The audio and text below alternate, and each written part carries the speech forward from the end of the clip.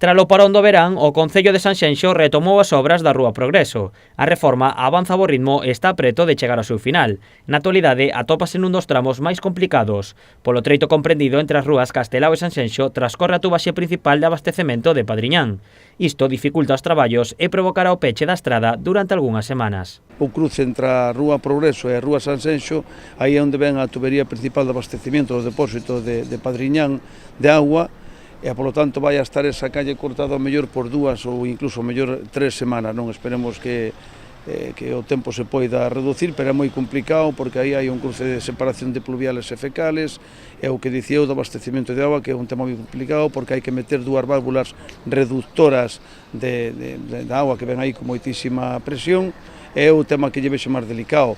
A reforma completarase cunha praza, aparcadoiros e 2 rotondas. Estáse facendo tamén, como poden ver, frente ao edificio Estelalín, toda a praza esa, onde aí vai aparecer tamén unhas prazas de aparcamento. Vamos facer unha praza moi bonita cun estanque que foi un diseño do arquitecto municipal e que queda moi bonito.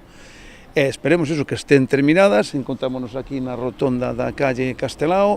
Vamos tamén empezar xa a construir a rotonda da entrada da Avenida de Madrid, e con estas 2 rotondas, pois, bueno, eu creo que vai a ser moi cómodo para o tráfico e vamos a evitar que cando este obra rematada pois haxa os problemas que hubo pois neste verán, non? O Concello sopesou a posibilidade de construir outra rotonda na Rúa Cesteiro, pero non foi posible debido á falta de espazo. Lamentablemente as rotondas son as que son, porque son as calles, os anchos que hai, e na Rúa Cesteiro nos gustaría que poder haber unha mini rotonda tal, pero non é falado, é comprobado, técnicos da Casa, técnicos da Xunta, non é viable, por lo tanto non pode habela. Para o alcalde de Sanxenxo, o cambio de tráfico foi un éxito e agarda que con estas 2 rotondas se facilite a mobilidade.